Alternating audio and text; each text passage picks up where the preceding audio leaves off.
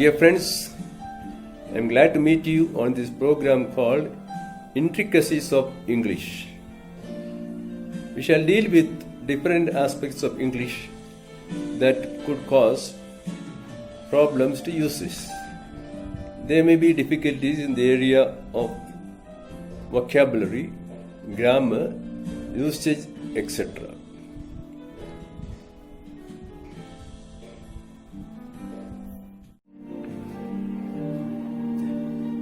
Hello everyone. Today let us see another group of similar sounding words. The first list we have is amoral and immoral. Whatever conveys a good lesson has a good moral. But in practice many people indulge in immoral activities like drinking, gambling, smoking. Once a doctor was checking with his patient whether he had any of these bad habits, and the patient said no. And the astonished doctor told him, then why are you living? An immoral person is one for whom morals don't matter. He bypasses morals. He has a neutral attitude towards morals. Queen Cleopatra of ancient Egypt was one such person. We can say playboys and robots are immoral. Morals don't cut ice with them. Second set is moral and moral. All of us know the meaning of moral. A moral story is a story with a good value. For example, the parable of the Good Samaritan and many other parables of Jesus. Even today we have many people who practice good morals. Moral, on the other hand, refers to a level of self-confidence and positive feeling. So we can have high moral or low moral. Students facing competitions, especially for government services and selection for engineering, medicine, often have a lot of stress and their morale is low and they commit suicide. On the other hand, our Japans fighting the Chinese on our international bodies have high morale. Maybe these students who are low morale would do good. They do well to visit our brave Javans on our bodies. The next pair is discover and invent. When you stumble on something that was already existing but unknown, then you are discovering that. In a talent show, you may discover your talents. You did not know they were existing. Inventing, on the other hand, is making something totally new. Modern life is full of invented articles like computers, cell phones, TV sets, etc. We can say inventions are the drumbeat to the march of civilization. The wheel is one of the earliest inventions of man. Invention is your work. Necessity is the mother of invention, and invention is the father of progress. Custom and habit both refer to society, to people. Habit is something that you do again and again. You repeat the action, becomes a habit, good habit or bad habit. If you have good habits, they are your friends. If you attend your telephone call promptly, that's a good social habit, social etiquette. Bad habits are very difficult to shake off. They are like leeches. Once they are with you, they become part of you. Custom refers to the habits of people or of a group. In ancient villages in India, chewing tobacco by old people is a custom. Hospitality is a universal Indian custom. Customs can vary from place to place, culture to culture. For example, wearing shoes to church is a common custom in Europe. Whereas in India, when you visit temples or churches, you remove your shoes or sandals. You enter barefooted.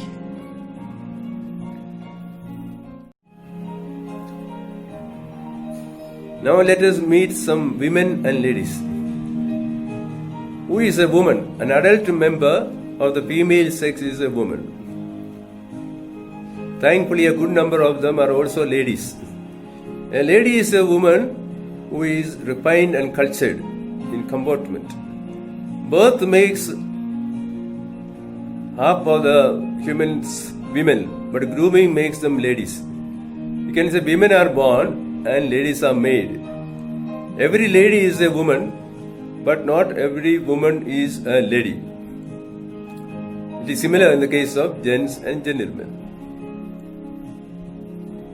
Now something pleasant, aroma and smell. Who does not like the aroma of Hyderabad biryani or freshly baked bread? Aroma is a pleasant smell of food, of flowers, etc. Smell, on the other hand, is what your nose feels before things or persons. Smell can be pleasant or unpleasant. Scent, perfume, fragrance, these are all pleasant smells. On the other hand, stench, reek, stink are bad smell. Smell and odor can both be pleasant and unpleasant. Next set is referring to a mindset, phobia or mania. Both come from Greek. Phobia is an extreme fear of someone or something.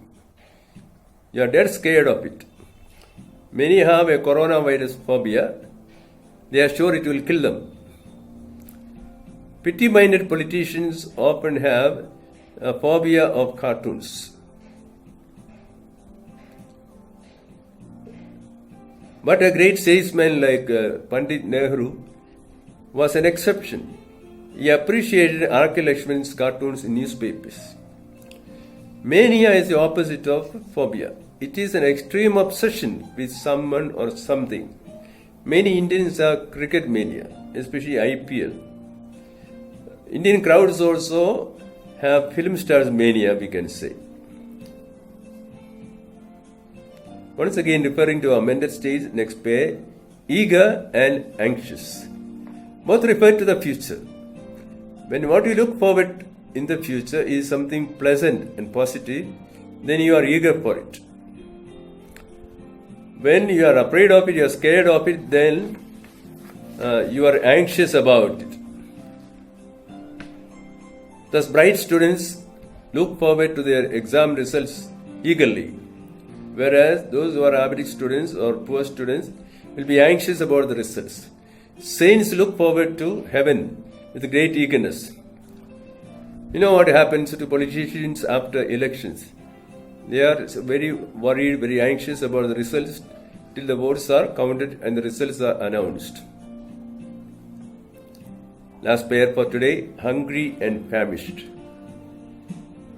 When your stomach signals that you need food, then you are hungry. It is a sign of good health. It is an act of religion, an act of kindness to feed anyone who is hungry, even an animal. It doesn't matter whether he is your friend or foe. Extreme hunger is being famished. A hunger that goes unsatisfied for days and weeks makes you famished. Your body is starved of food, and you can count your rib bones when you are famished. Being famished is not only for the body, it can also be for your spirit. Thus, often children are famished not only of food, they are often famished of affection and love. Bye. See you.